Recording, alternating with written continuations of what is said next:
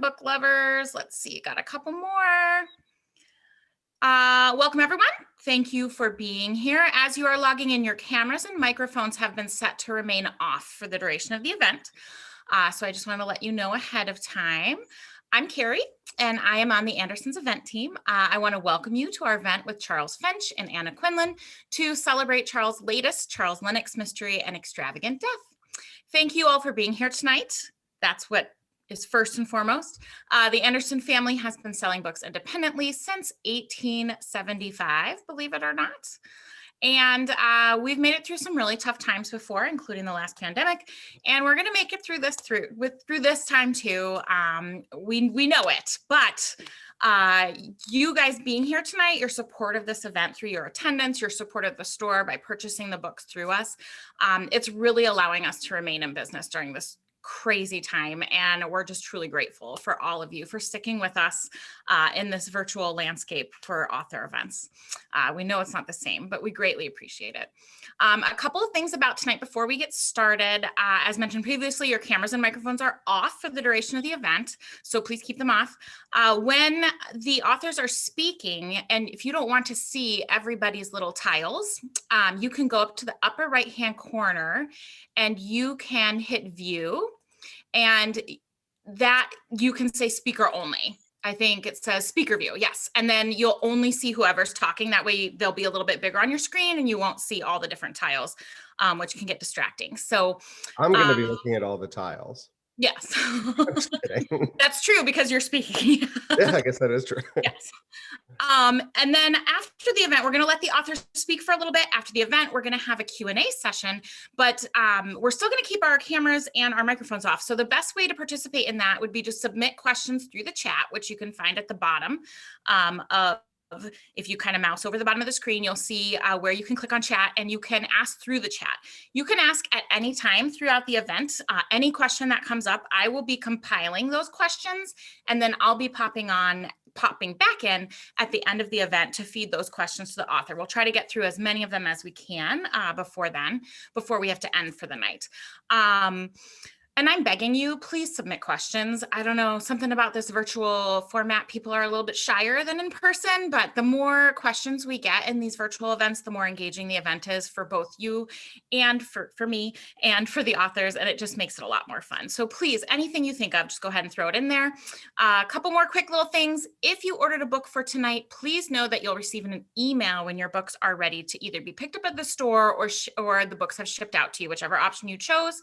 And if you have not ordered our book, tonight's book, or you'd like another signed copy because they make awesome gifts, I will be putting info with links to order from Andersons in the chat as well tonight. All right, so that's all the good business out of the way. Now we get to go into the good stuff. We are here tonight, of course, with Charles Finch. He is the USA Today bestselling author of the Charles Lennox Mysteries, among other titles.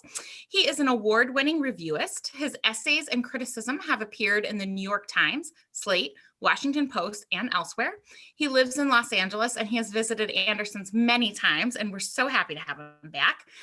He will be in conversation tonight with Anna Quindlen, who is a #1 New York Times bestselling novelist and a Pulitzer Prize-winning journalist, whose work has appeared on fiction, nonfiction, and self-help bestseller lists. We were delighted to host her at an in-person event. Remember those? They were so wonderful. When her last book, Nanaville, was released in 2019. So now I am going to disappear through the magic of the internets, and I'm going to let you guys get going, and I'll get out of your hair. Hey, thanks. Can you hear me? Charles, can you hear me? Perfect. Okay. Hi. So you and I have never actually met, even though I feel like we know one another, because I sent you a MASH note about one of your books, and we developed this email relationship. I read a lot of mystery novels, particularly when I'm revising, and I think that it's kind of a golden age right now with a lot of players, but the two things I won't stint on are style and character, which is why I have read all of the Charles Lennox novels. I was The going to say you're in the wrong moment Zoom then, because this they is my release. they come No, out. that means so much to me. Wow. Every single one. And I've got to say, as I told you in an email about 2 weeks ago, this is one of the best. Thank I you. mean, while London is kind of virtually a character in the others, for the first time in this book, Charles, who I should tell our audience, is an Oxford graduate from a good family who, despite the revulsion of his entire social class, has become a detective, has gone to America, specifically to Newport, to solve a murder at the heart of both old and new money, the Astors and the not Astors. And so I think the first principle I have to ask you about, as someone who does read a lot of mysteries, is the field is full of hard-bitten detectives in contemporary Los Angeles, New York, Glasgow, even Tokyo. So why a Victorian and why a gentleman? Oh, good question. Well, first of all, thank you so much, Anna. I'm really, truly honored that you agreed to do this and still surprised. And your house looks so comfortable. I want to come over. And thank you to everyone who joined us. And thank you to Anderson's, where I was this time last year. And I always, I don't know if you've been on book tour many times. I know, Anna, do you ever stay and browse books afterwards? Oh my gosh. And Yeah, Anderson's is the place it's like a honey trap or something. I just will be in there for 2 hours longer than I don't know, maybe you're the same. But it's such a wonderful bookstore. So yeah, so I in terms of why Victorian, it's interesting. When I wrote the first Lennox book, it was sort of the pinnacle of like the CSI kind of detective show. And I found myself feeling like very out of sync with that, I don't know, style in both fiction and on TV. And sorry, I feel like Marco Rubio. And I was sort of, when I was a teenager, I was like all teenagers, a little bit unhappy here and there. And I often sort of would find refuge. I would go home from school and I would lie down on my bed and I would just like read basically this small set of books that I read obsessively, like P.G. Wodehouse and Sherlock Holmes and George Eliot and people like that. And so, I was turning, I think, 23 or 24 when I wrote the first book, A Beautiful Death. And I had lived in that world mentally for so long. I had never actually set foot in England, but I lived for so long in that world mentally with those characters that I wanted to write about it. And I just felt this urge to write about it, or as if I could do it sort of naturally. This is a long-winded answer, sorry. And so I sat down and I wrote it. And to me, the mystery part, I've never been in it for the sort of blood and guts element of it. Even as a reader, I prefer character and style, which are the two things but I do love a good mystery. So I really admire like Tana French, who has everything. But for me, I feel like the mystery is the little caboose chugging along behind like what I actually want to be doing sometimes. Sometimes in this one, writing the mystery was actually the most fun part, which surprised me. Actually, I think one of the reasons this is a golden age of mysteries is that, starting in my mind with P.D. James, what you had were very fine novels that happened to have mysteries in them. Yeah. As opposed to mystery novels. I mean, there's not the kind of Rube Goldberg machine that, say, Pache, Agatha Christie used to build. Yeah. They're much more novels. But the other thing about Charles that's so aberrational compared to a lot of what's out there, I'm thinking of Ian Rankin's Rebus or Michael Connolly's Bosch, is, a lot of these guys have drinking problems, they're misanthropes. And I sort of think of Charles Lennox as pretty perfect in every way.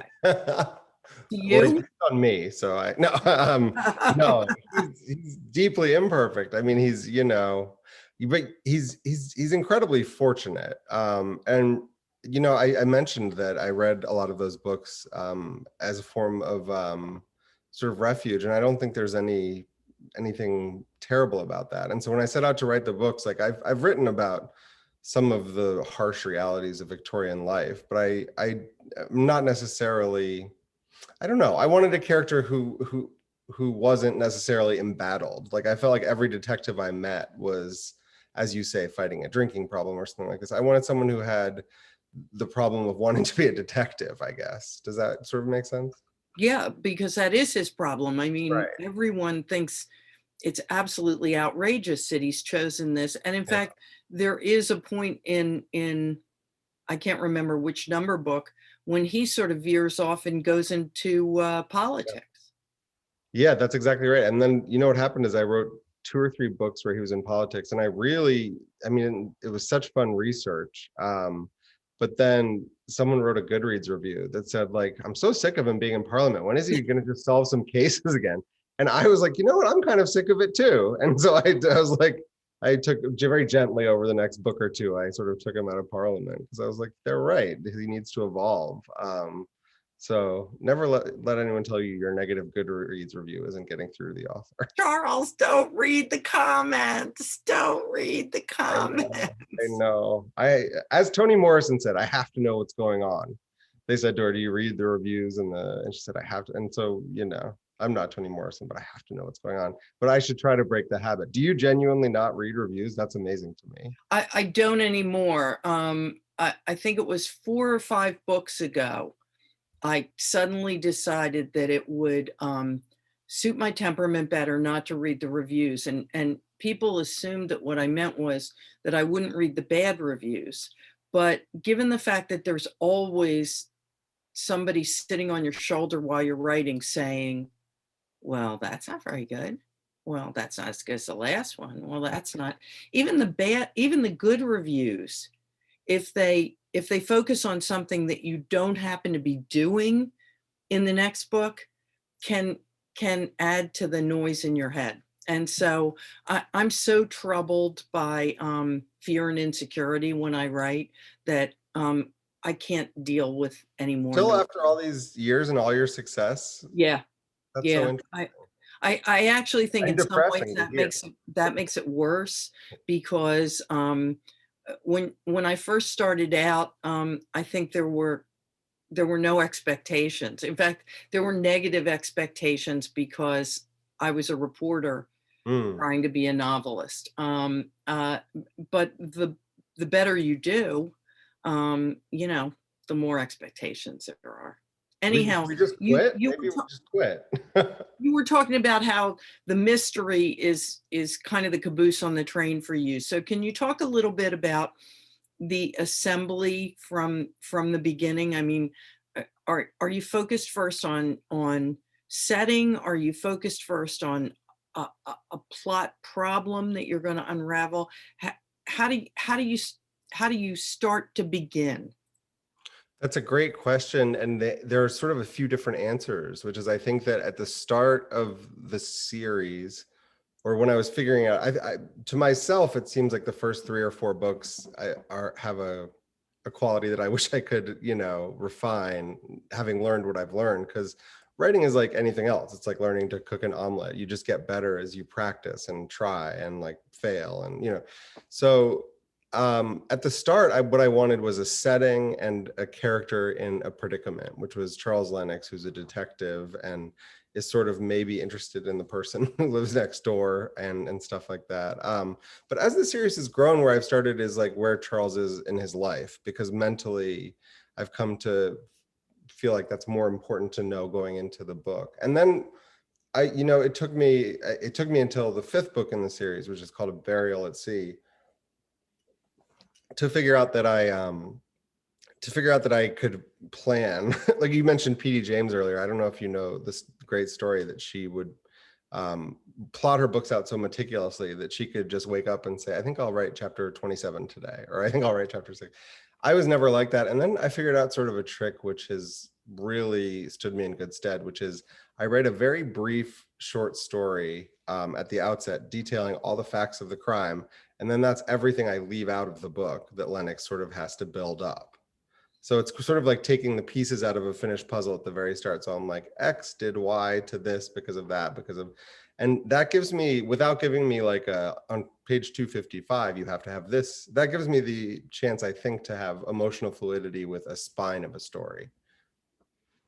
That's so interesting. Oh, thank I you. mean, because one of the things that's very powerful in this book is that Lennox is getting to be around 50, and there's a lot of ruminating about his life and about how he feels about his life in this book. And Well, I wrote this book right at the start of pandemic, which probably most people have forgotten pandemic, but during that time, it was an emotional roller coaster, and I was, yeah, I think, but I was excited for Charles to have a ruminative book, because the prequels, which had come earlier, were so action-y and sort of like, I felt like they were all over the place, and I liked the idea of him being, yeah, having, I don't know, it was just the mood I was in, I guess. Do you find that? well, and there's also this lovely moment where he sort of picks up this assistant who's an Irish kid who's basically supporting this huge family almost single-handedly.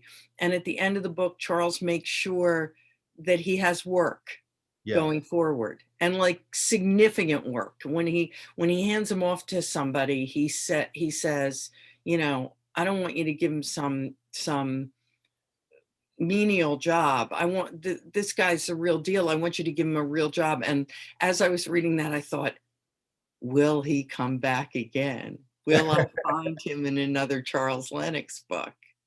You know what's funny is that I never know which characters, and I don't subscribe to the, you know, the thing about like Shakespeare supposedly saying I had to kill off Mercutio because he was taking over the play or whatever. I don't totally subscribe to that idea that like a character can take over, but which characters come back in a series really surprises me. Like I think Polly just to be in one book, and then she became a character, and there's so many of them now that who can even remember, but there were all these. So I really like that character you're mentioning, O'Brien, because I wanted a way into the fact that New York was like this very precarious place where there were these huge families living in tenements and stuff, and Charles didn't have an easy access to point to that. And so service, whether it's in upstairs, downstairs in London or in New York, is usually the sort of eye into that. So I want to bring him back. We'll see. I liked how you compared and contrasted London and the busy parts of London and the poverty of London with the same thing happening in New York. And because of where New York was in its history and development, it having a kind of a push to it that London didn't have in the same way. Yeah, I mean, you know, you're a New Yorker, so I would be curious what you think. I mean, I do think that, you know, New York, especially at that time, there was a sense, however improbable, that you had bought a lottery ticket in this sort of incredible lottery, and that anyone who was sweeping the streets today could tomorrow. And, you know, I mean, in a place as stratified as England, there's no feeling like that. There's a feeling of like, well, we've been on this land for 55 generations, living in the crofter's cottage out back behind the Lord, and that's what our sons, you know. So America to Lennox has this sort of electricity that he's a little bit scornful of in ways, like when he's thinking about them importing, you know, art and stuff like that by the yard, like these masterpieces. He's a little questioning of that, but I think he does feel that New York, and I don't know, I'm curious about your reaction to the New York of the 19th century.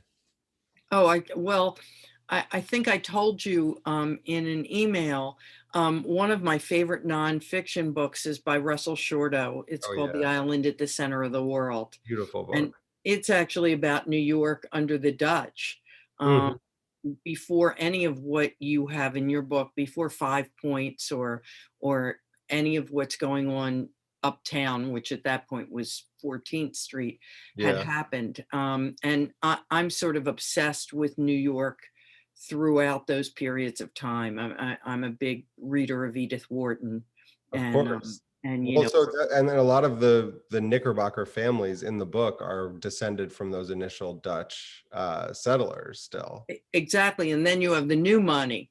I Right. love I love there's this wonderful moment where Charles Lennox is on the waterfront in Newport, and he turns and asks where the cottages are, and someone points and says they're right behind you, and what he's looking at are these enormous mansions, which are to this day called the cottages of Newport, and are about as much like a cottage as I don't know what. It's a wonderful moment in the Thank book. Yeah, it was. I mean, Newport. I was delighted because I was talking to my editor and I was like, should I have him go out to Chicago and see some gangsters, or should I put him out on the plains? Or and he was like, just go to Newport. And you're so I reread, actually, to your earlier comment, a lot of Edith Wharton as I was preparing. Can I ask you? Can I ask you to read a very short passage that I flagged for you as a Yes, way into talking about questions of research? happily, yes. I rarely read because I can't do a British accent,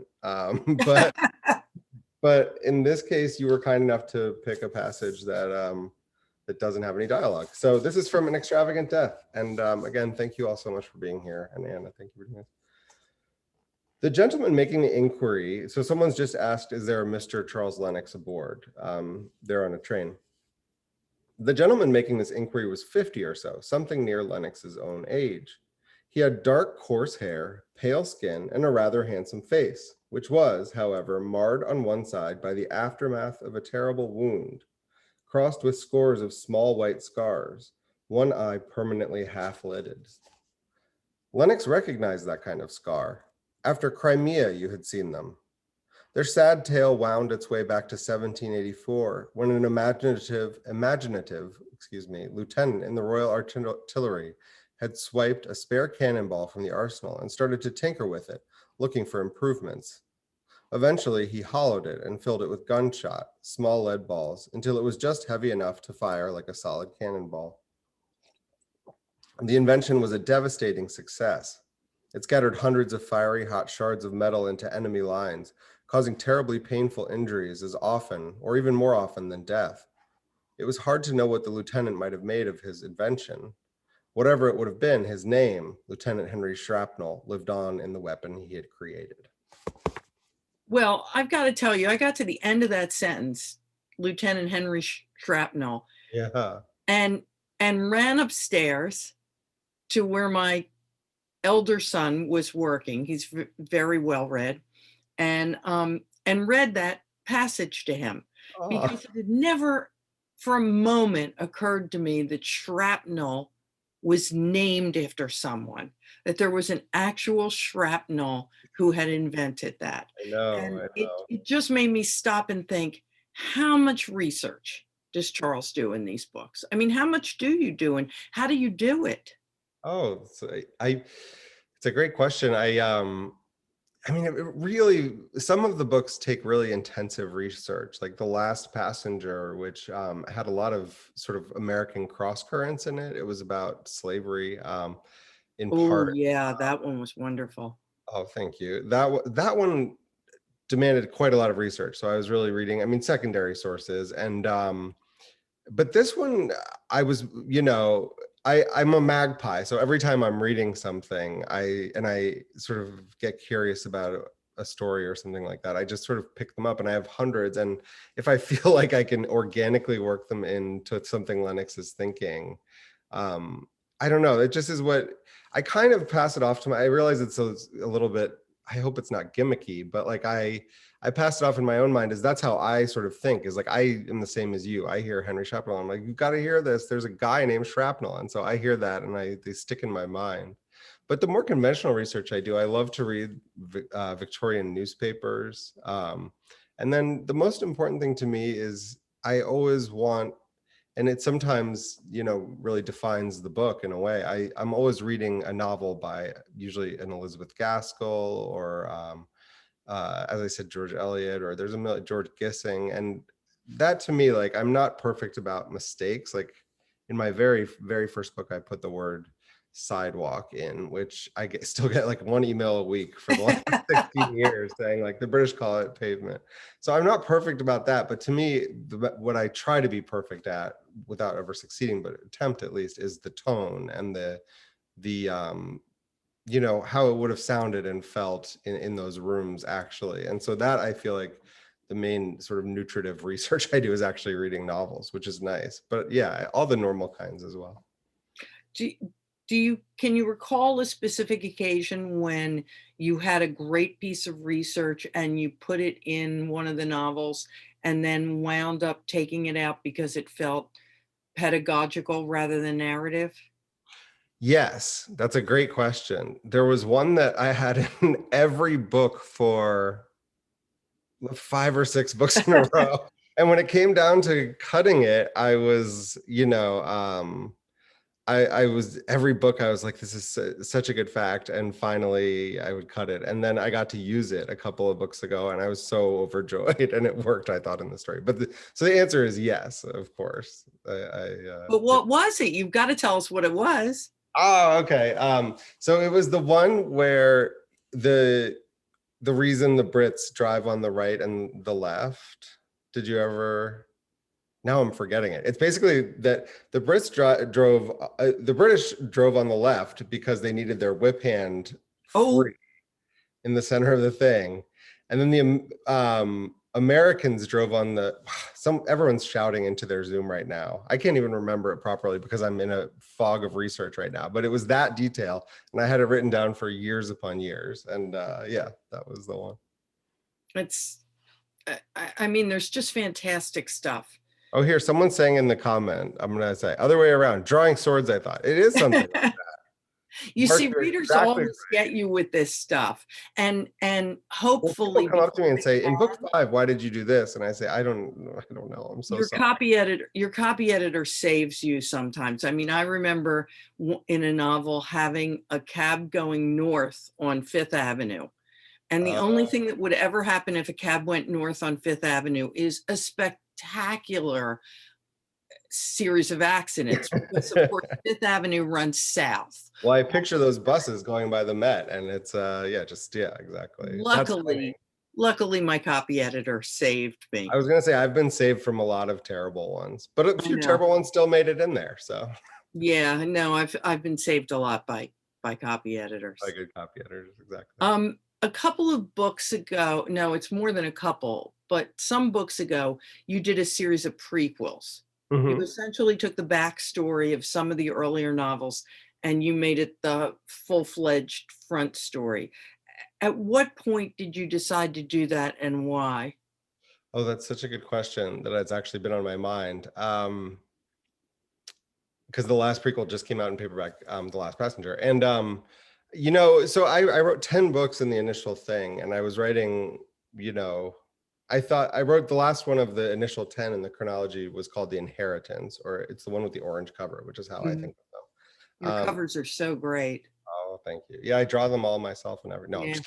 I'm just kidding. If only. No, so I finished that one and it was tough.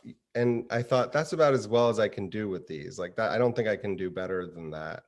And, you know, writing a series is a long journey at close quarters. Like at times it's really wonderful and at times it feels a little oppressive even. And so I sort of said that to my editor and I was like, I'm really pleased with it. It was where he has the school friend who comes back and needs his help. And it sort of recounts his school days at Harrow. And I thought, so, and he said, what about a prequel? And I immediately said, no, that's not for me. And then I just started filling up a notebook like in the middle of that night. And I had so many ideas. And I came back to him and I sort of said, you know, I don't want to do one prequel, but if I could have space to possibly consider doing like 2 or even 3, I would think I could really like, because if you have one prequel to a series, let me know if I'm going on too long. No, that's great. If you have just one prequel to a series, there's sort of a feeling like you have to cram in everything for the sake of dramatic irony or whatever, you know, that so that you get little references into every, and I didn't want to feel that pressure. I wanted it to be a really like a different thing. And so writing those 3 prequels to me, The Woman in the Water, The Vanishing Man, and The Last Passenger, that was really liberating while also being part of the same series. And I loved that. And then coming back to the chronology, which I did with this book, felt like it was very difficult, but it felt like coming sort of back to home base, which was also a great feeling.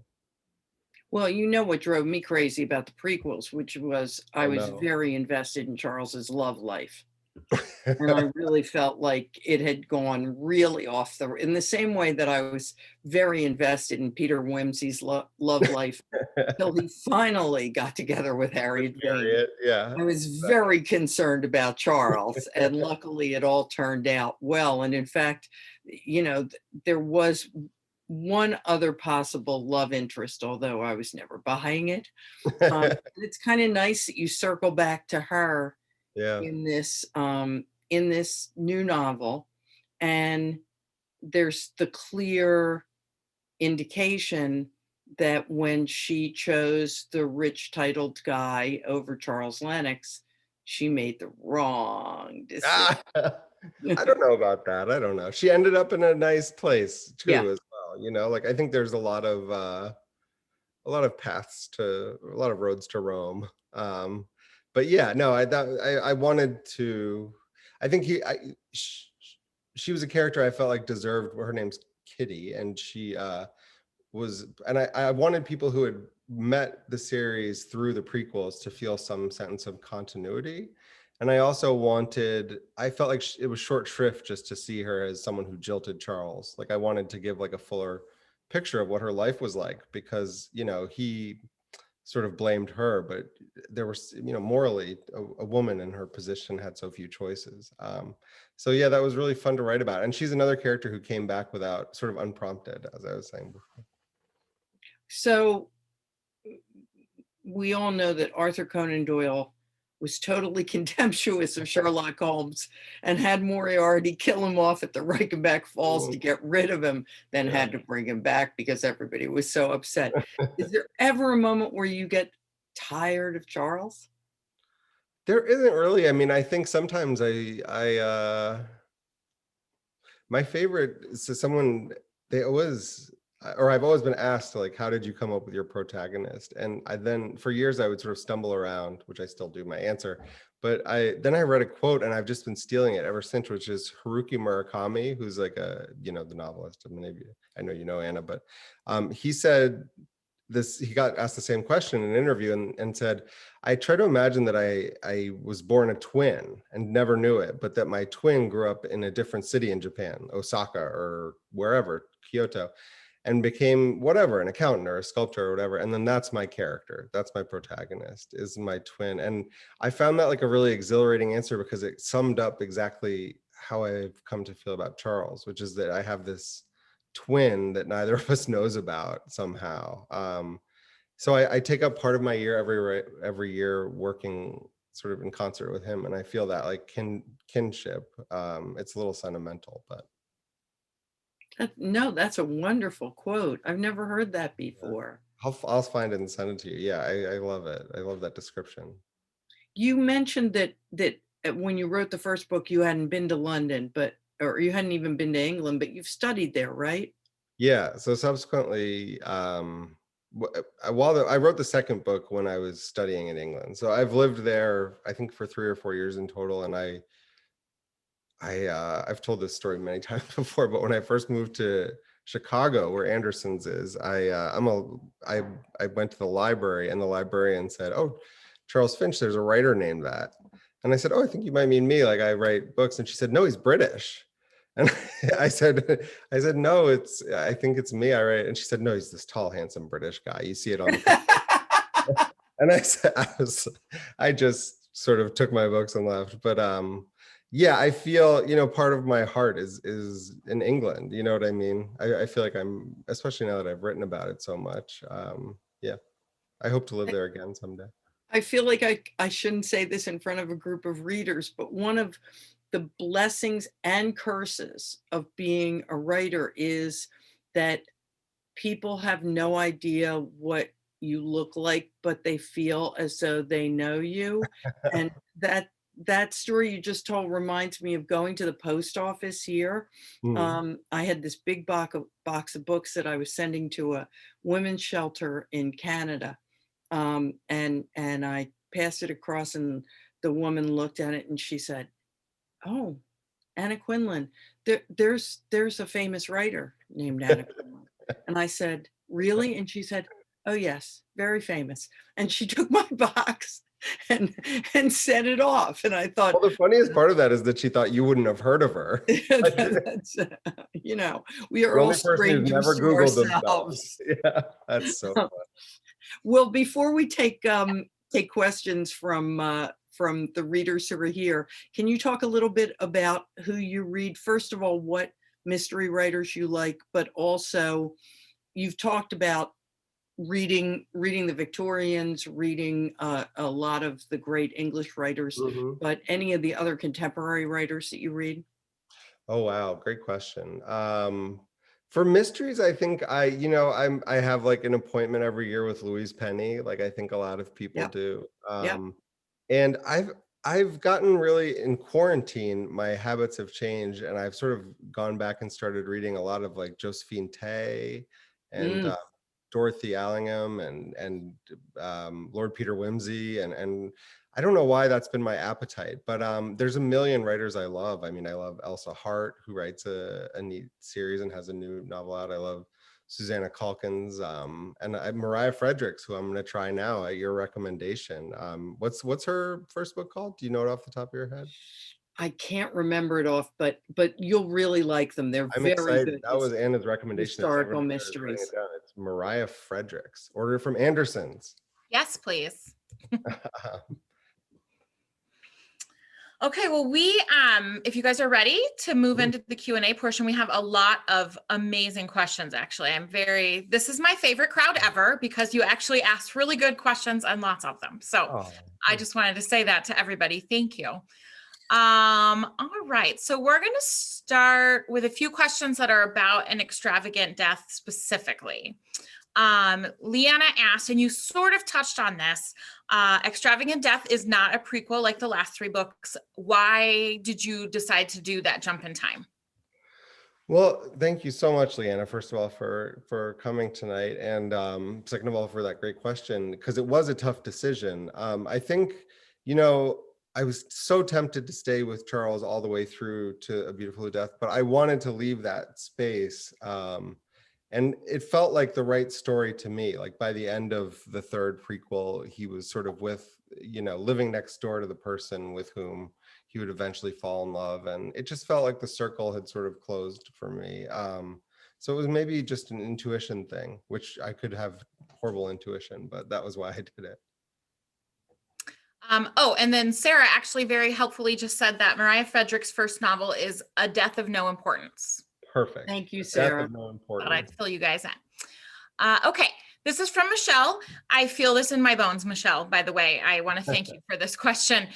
She said, since I was new to the Lennox series with the prequels, and my OCD nature requires me to read them in order, which I love so much, how many more prequels are planned before she can start digging into the later books in the series? That's it. So this is I'm back to I don't think any more prequels. So I'm sorry that I really created a problem for people. And now people say, which should I read first? And I say, I don't know. So it never write 3 prequels. That's my advice. Well, you're good to go, Michelle. There you go. You can start. Yeah, thank you so much. I actually liked the prequels, but I liked going back and forth. I loved writing them, I should say. Okay, this is from Rachel. She says, Charles, were there any details of American history that you had been saving for years until you wrote this book?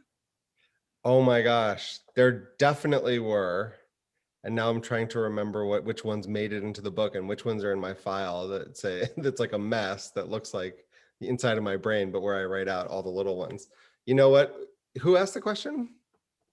Rachel. I'm going to write to Rachel in the chat. I'm going to flip through my book and see which ones made it. Because thank you. Okay. I'm sorry. Yeah. I wish I had it on the top of my head. Okay, moving on to Mark. The one that says, do you ever age? That I'm just there. Someone was nice enough to say that.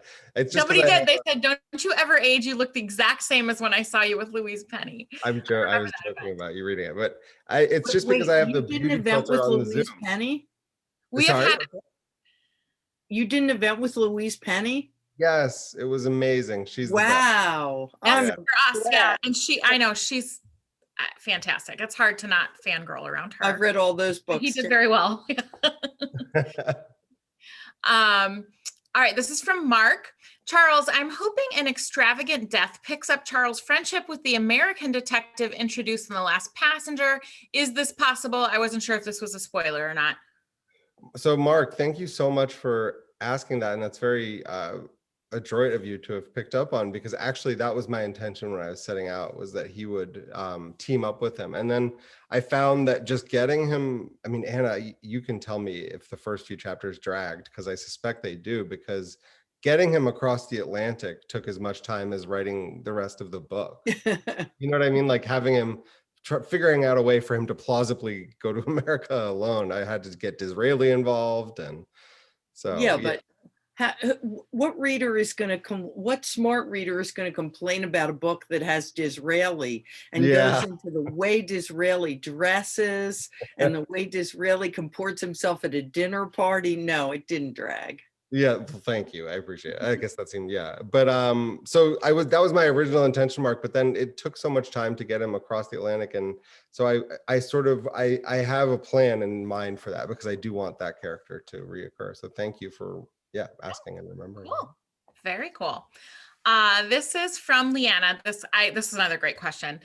Charles Lennox, I mean, they're all great, I should say that, but Charles Lennox is always ordering maps and planning trips that he often doesn't get to take.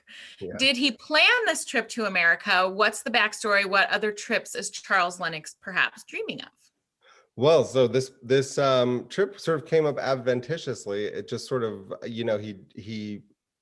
these crazy circumstances, as I was just sort of saying to Anna, come together, and he gets sort of an unmissable opportunity to go to America. But I did that in part because I wanted, as Anna also mentioned perceptively earlier, as he's sort of nearing the age of 50, I wanted him to sort of think about that lost dream, because in the early books, those were sort of his dual dreams, to travel and to be a detective. And so I wanted to return to that and make sure that I didn't lose that thread of his personality, because I think you can sometimes lose track of your early books and your later books as a writer. So I was conscious of that. Is that too? That's a weird answer. But I also think the other thing that the trip to America does for him that's very powerful, particularly at the end, is it makes him very philosophical about fatherhood and makes him feel it very deeply in a way that you sense he hasn't entirely, especially with the second little girl, up until that point. And it's very powerful that being that far away from them has made him see them again in a way.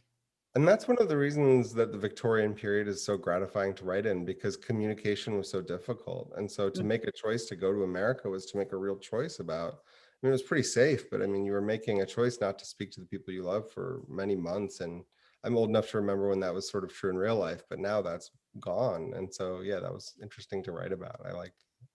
Thank you.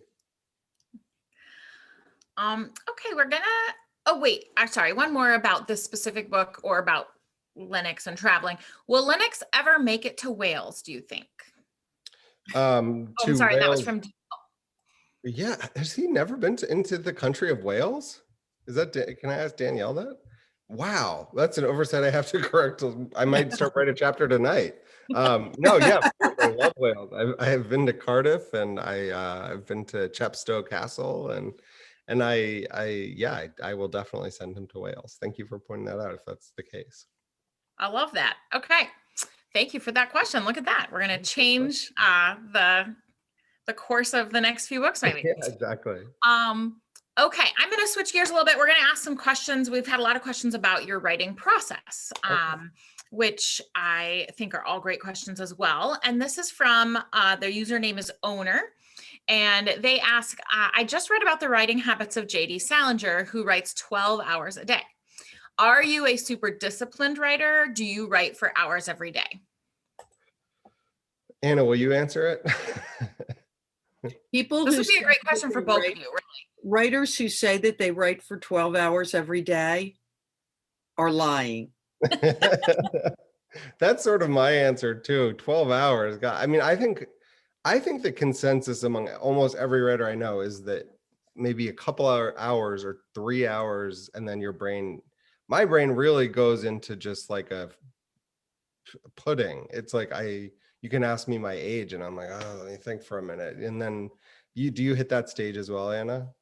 I used to think it was just me, Charles. Oh I no, have about 2.5 to 3 hours there are millions of us. on fiction, not on nonfiction. Nonfiction, I can go longer. And then the more I read the memoirs or the letters of Eudora Welty or Edith Wharton or Faulkner or Elizabeth Bowen, they all said the same thing, which is that after a couple of hours, the imagination starts to dull. And when that happens, nothing good can follow. I think that's why people are so fascinated by Simonon, because to really write a book every 2 weeks, like you see how it could be done, but the emotional cost seems so high. So he must have been some kind of, anyway. Yeah, it's interesting. I think that 3 hour things. So whoever asked that, no, you don't have to write for 12 hours ever. You should just not even write anything if you're like, considering it. Okay, so kind of along those same lines, Stephanie was asking, do you write every day, like for a set amount of time, like I'm going to get a chapter out or a certain number of words, or do you only write when you feel like inspired? And how difficult is for you to get into that correct headspace to write? I'm again curious what Anna, I'll answer quickly and then I want to hear what Anna says. Yeah, I do try to, when I'm in the middle of a book, especially, I try to sit down for a few hours every morning. I used to feel a lot more neurotic about it. Now, if I sort of like miss a day because I really am not feeling like it, I'm more forgiving. But yeah, I try to get a bit done every day. And then toward the end, it's sort of like you pick up, or I pick up speed. For me, the beginnings, I work and rework and rework, and then I sort of get faster and faster. But Anna, I'm so curious what you would say. Yeah. Let me ask you first, do you like to revise, Charles? I mean, I I feel like love it. you do. Yeah. Do you not? No, I hate it. Oh no. Oh no. But I grew up as a newspaper reporter. There's no Right. revision in newsrooms. There's copy that gets handed in. So as a But consequence, do you write less at a time? pardon me? So as a consequence, do you write less at a time? No, it's just I fight it. I fight it. Now you keep talking about your editor, and it sounds like, have you had the same editor for all of the Lennox books? Yeah, yes. Not the editor who brought me in almost immediately left, but I was fortunate enough to be paired with a wonderful editor, Charles Spicer, who does a fantastic job and is a really sensitive, thoughtful reader. I know it varies. Some people love all their editors. Some people have mixed bag. You and I are unicorns here because I too have had the same editor for every book. Oh, Kate yeah. So, Medina at Random House. she's And wonderful. Yeah, yeah. she's fantastic, and still I fight the revisions. But as you well know, most of our colleagues have had different editors because they changed houses or their editor left or so on and so forth. And I don't quite know how I would manage if I had a different editor. Well, yeah. No, I agree. Charles, I have to tell you, I've been doing this job for about 5 years now, running author events, and you are the first author I've had that has said that you love the revision process. Really? Yes. Wow. I mean, I have met some that say they tolerate it or they don't mind it. Most of them seem to hate it, actually, Anna. That's so but you funny. are my first who said that you love it. So I think that's really interesting. Yeah. Okay, so this is from Diane, and it's about your research specifically. Charles, your research shines through each book. How much time on average do you spend on research, and how do you come up with what she calls the fun little history trivia pieces that you put in the books? Well, time spent on research is a great question. Gosh, I mean, I could, Anna, maybe you've had this experience, like, in your book about the Vietnam era, which I loved so much, whose name is eluding me. Could you remind me of the name, the Miller book, Anna? Miller's Valley. Miller's Valley. In that book, I mean, I imagine you could read about that era for like, there's some subjects, like when I wrote, I'm trying to remember which books it were, but where the research is in danger of taking over because it's so interesting. I don't know if you've ever had that experience, but where you could read 30 books about Vietnam before you feel like, so at some point it's more of cutting myself off than of dutifully putting in a lot of time on research and then being like, okay, it's more about like, well, should I read this book that's footnoted in this other book because it's also so interesting? And that's also how I pick it up. But Anna, what's your I process? Do you don't research? research. Nothing? Not even for your grandparenting book? I don't. Well, for nonfiction, I do. Nonfiction, I do reporting, but novels, I pull it all out of my ear. Well, life I is mean, the it's one of research. the things that I really admire about the Lennox books is it, I don't know quite how to say this. I was going to say you don't feel the research. Thank Yeah. I mean, the research is there. The research is great and everything, but you never feel as though let's stop for a moment here and you. talk about hansom cabs. It's just all effortless. And That's that's so kind. I think that's the key to things like this. As soon as you start feeling the research, qua Yeah. research, you're kind of sunk.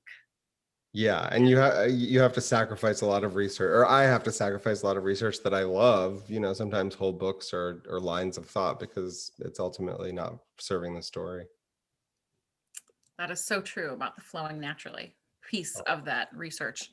thank And you. also, I'm just blown away that you don't do research for your novels, Anna. That's so Oh epic. my, Just, like, that's just blown away by it. amazing. Okay, let's see. We've got a few more about writing process in general. This is from Jennifer. She asked, and this would be work for both of you actually. Which book from your own writing histories did you enjoy writing the most? Wow. Anna, do you have a ready answer? I'm so curious. Well, I hate writing. I feel like I'm really bad at it.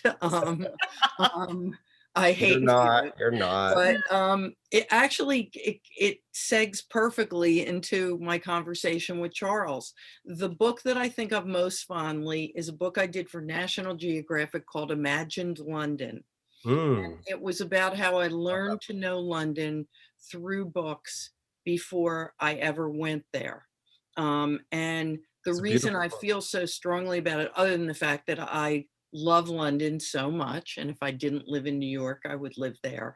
And I love all the novelists that are in this book, is because my research assistant was a very intelligent recent high school graduate, soon to leave for the same college that Charles went to, named Quindlin Crovatin, who is my eldest son.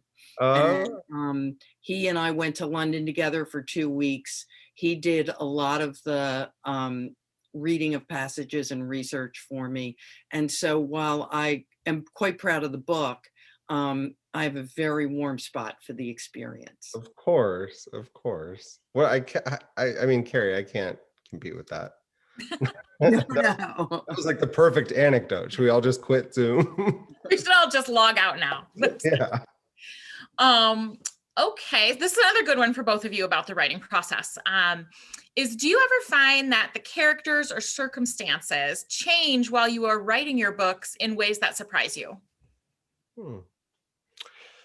Yes, definitely. And this is from Christy, by the way. Sorry, Hi, Christy. Christy. Thank you so much for coming. I would say yes, definitely. I mean, I think I talked a tiny bit earlier about like the idea that characters, I think some writers will say like, oh, the character took control. And sometimes I think, I think the characters are sort of like my peers. So sometimes they'll do surprising stuff and I'll be like, wait, where are you going?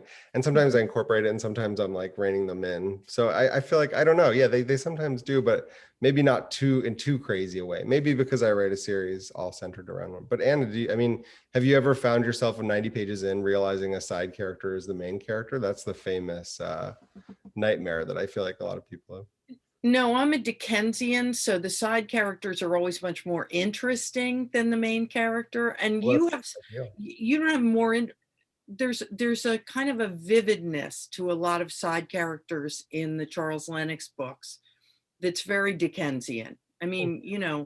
nobody remembers so much. I mean, Pip and Copperfield, okay, fine, but it's all about Uriah Heep and Peggotty and Barkis is Willin, and Dickens is the king of Gimple. the side characters. Yeah, exactly. I would say that sometimes things present themselves to me that I don't expect. I think particularly I remember a day that I sat down to work on Still Life with Breadcrumbs, a novel that I wrote, and I sat down and I was typing, and suddenly the sentence, the dog came on Tuesday, and I thought, there's a dog? and then instantly thought, of course there's a dog. And in fact, the dog became a kind of a pivotal character in a lot of ways because of things that flowed from the dog. And yet I hadn't seen him coming until he actually showed up. That's so interesting. I feel like that means, that you needed the dog. That's what that means. Yes. The dog put itself there. Yep. Okay, so we're gonna switch gears again to some questions that are a little bit more about what's coming up next for you, Charles. This is from John. He says, not that I want you to stop writing Linux stories, but have you thought about writing non-Linux fiction? I think you have a couple, don't you? Yeah. Well, so I have one book that's not a Lennox book about studying in England, actually, called The Last Enchantments. And I am just finishing a book about the pandemic, which is coming out, I believe, this fall. So look out for it. It's been insane to write it, but I'm excited. So yeah, it's sort of a chronicle of the pandemic. So the answer is that I've been working on something radically different, and I'm ready to go back and visit London again in my mind. That's great. For some reason right now, anything about like pandemics or outbreaks or any like horror novel about like zombie takeovers, we can't keep it in stock. Like, maybe even though we're all living this reality and you think we want to escape it, can't keep it in stock. So that I'll keep an eye out for that one. Anna, are you almost done with a book, or are you working on one? Or? I'm actually working on a shortish nonfiction book about writing. Oh, wonderful. But not about writing for writers, which is not a subject that interests me, but writing for civilians, and how much we're losing of our history and our sense of self through our reliance on technology. How there's so much that we could leave behind just for the people that we love or the people we know through writing, and that we're missing. So I'm working on that. Sounds great. A lot of people who have never written or hadn't thought of writing before wrote their way through the pandemic. Not because they wanted to be published or because they're writers, but because it was an acceptable way of talking to themselves, which I think is one of the great things about writing. Yeah, I completely agree. Oh, that's so great. I can't wait for that. When do you think that'll come out? Beats me. We'll see how much my editor likes it, and then how fast she wants to turn it around. Well, we'll keep an eye out for it. This is from Stephanie. She says, do you ever feel, this is for you, Charles, do you ever feel trapped by Charles Lennox? She really enjoyed The Last Enchantments. Are you interested in branching out again from the series, which you kind of just answered?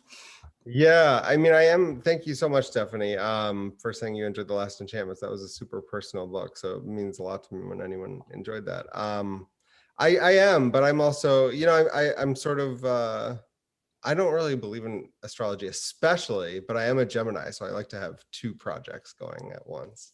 That's what my mom always told me, and she's right about everything. So I'm going to assume that's true, even though I'm not an astrology person.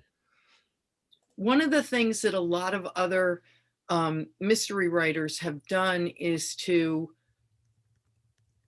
have a series and then pivot to either a different series with a different protagonist, or to the way Tana French works. I mean, they're completely different cast of characters with one linchpin character. It's kind of like jumping monkeys, that goes from place to place. Have you ever thought about doing another protagonist or elevating somebody from the Lennox books? So I think elevating someone from the Lennox books, like making Lennox a secondary character, would be really difficult for me at this point, because that's just so how I like get into that world is through his mind. But you're very on point, because I've thought a lot about writing about a World War II setting, which, you know, I always think about it, but I'm not sure if I'll ever do it, involving his granddaughter, who maybe would be a spy. So I've thought about writing that series, but you know, life's pretty busy. So maybe in a year or two, but I've always had that idea in mind. Charlotte Lennox. No, I don't know. That's cool. Okay, I think we've gotten through most, because we're getting close to our time here where Zoom is going to kick us off. So I think we got through most of them. There might be one or two we didn't get to, but I apologize to anyone whose question we didn't get to. Some stuff you covered in the actual, the discussion, which is why I didn't put some of those forward. I just wanted people to know. But I am going. Can I just say one thing? Yeah. That if anybody has been to one of my Anderson's events, they've heard before, which is, I hope you all appreciate how incredibly lucky you are to have this kind of independent bookstore in your community. Thank you so much. You know, there are some great bookstores around the country, and there are all kinds of ways to buy books, but to have a bookstore where you can walk in and say to someone, I liked X, tell me about Y, it's just invaluable. And Anderson's totally is one of those bookstores. Thank you so much for saying that. I have to say, like, our staff, I do think they are the best professional book nerds I have ever been around. And actually, before I worked for Anderson's, it was my happy place. I mean, I would go. So the day I got hired and I met all of them in person, I just felt like they were all rock stars in a way. Like, so thank you for that. It hasn't been an easy year, but we are determined to remain a part of our communities. It's really important to us. It's impossible to imagine Chicago, Naperville without it. I mean, yeah. We had to close a LaGrange location, so that was really. I have a warm feeling towards Anderson's because my second son is a young adult novelist, and I came to Anderson's maybe 5 or 6 years ago and walked in, and there was a young bookseller behind the counter, and she looked at me and said, "Are you Chris Cravaton's mother?" I thought, that's it. Feeling. I'm done. Yeah. I am now officially Chris Cravaton's mother instead of Anna Quindlen. And when I got home and told Chris about it, he loved it. I'm sure. That's so funny. That's great. I'm really happy to hear that. Like I said, I think they are the best collection of professional book nerds I've ever met. So I really appreciate your nice words. I did see somebody put in the comments that they were very sad that we had to close our LaGrange location earlier this year. And that closed, never really 100% reopened after the whole April shutdown, to be honest, but we closed in July. And I did want to say that we still feel terrible about it all these months later. So it was a very, very sad day, but we're moving forward, and even with everything that's been thrown at us this year. That's the lesson there. Support. And thank you, Carrie, and Anna. I'm just, again, so grateful. I'm, you know, as you know, a huge admirer of your work. So, and to everyone who came tonight, I wish we were meeting in person, maybe next time, but thank you so much. That was really a wonderful conversation, and I'm so grateful. Yes, thank you to you both for being here, and for continuing to do virtual events like this, being open to them, because it makes a difference for us and our model. So we really appreciate it. Thank you to all of you for coming, of course, and continuing to support these events, even though I know they're not the same as being in person, but hopefully soon. And then other than that, I just want to say good night, and please stay safe out there, everybody. Maybe we're on the downward side of this. Let's just knock on wood. A little longer. Yes. Thank you all so much. Good night, Charles. Good night, everybody. Good night.